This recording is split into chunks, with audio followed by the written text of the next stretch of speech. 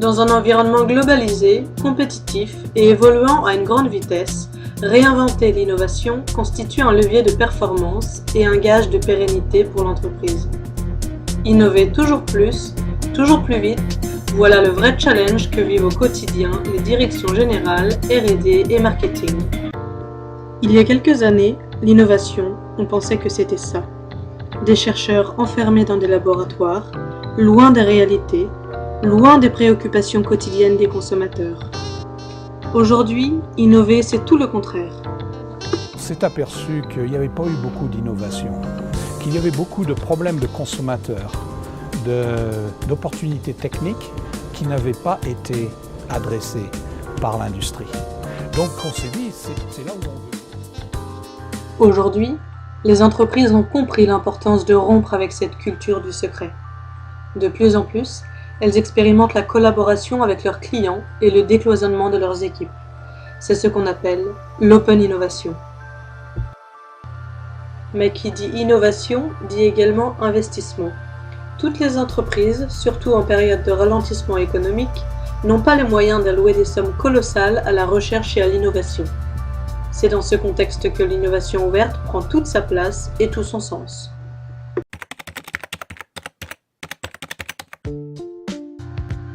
L'open innovation, c'est solliciter de nouvelles compétences et intégrer de nouveaux partenaires externes à l'entreprise pour le développement et ses innovations. Pour avoir de nouvelles idées et de meilleures idées, l'entreprise se tourne vers son écosystème.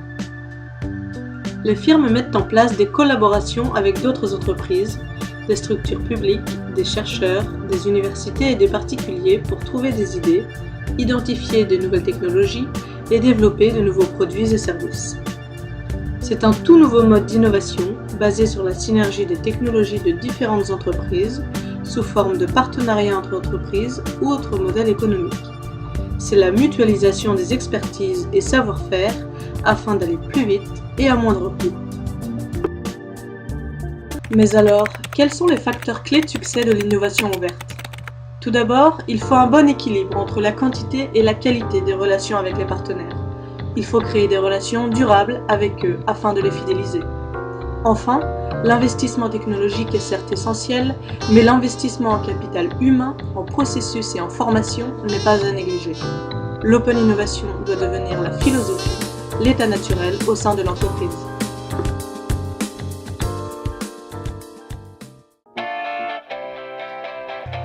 Nous nous sommes penchés sur le cas où des chercheurs doivent imaginer, avec le client, le chariot du futur. Pour cela, ils scrutent les moindres détails, passent 1 heure avec les consommateurs dans les magasins, les interrogent et surtout, les observent. L'entreprise cherche donc à répondre de façon extrêmement précise à des besoins exprimés. Nombreuses sont les entreprises qui ont déjà eu recours à la créativité de leurs clients ou en interne de leurs salariés.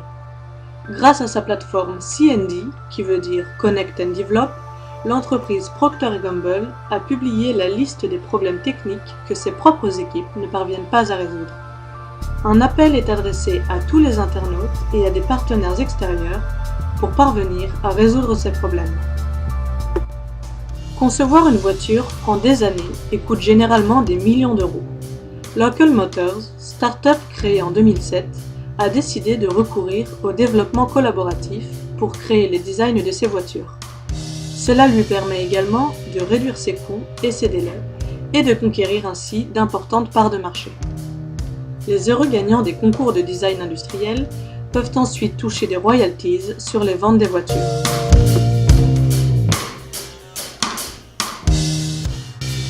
Le fondateur de cette initiative souligne l'opportunité de faire appel à des consommateurs pour co-créer et ainsi répondre très précisément et de façon personnelle à leurs envies. Il y aurait encore bien d'autres exemples à citer. L'innovation ouverte a de nombreux avantages. Des avantages en termes d'efficience, en termes économiques, mais aussi en termes d'image. Avec son programme Shaping a Better Future, la firme américaine permet à des internautes d'horizons différents de proposer leurs solutions à des problèmes sociétaux concrets. Une somme de $50 000 est alors reversée aux meilleurs projets. Pour une notoriété maximale, la firme encourage les participants à partager leurs projets sur les réseaux sociaux, en particulier Facebook.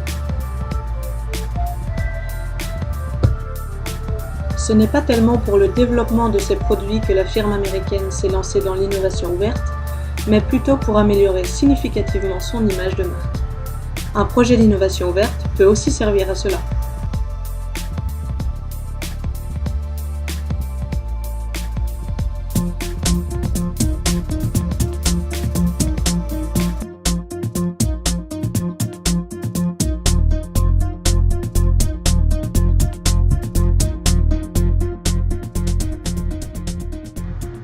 En quelques années, nous sommes passés d'un monde fermé à un monde ouvert.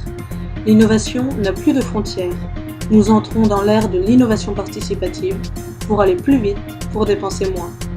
Les idées sont partout, mais il y a une condition que toutes les entreprises doivent respecter, savoir à qui s'adresser et savoir quelles idées capter.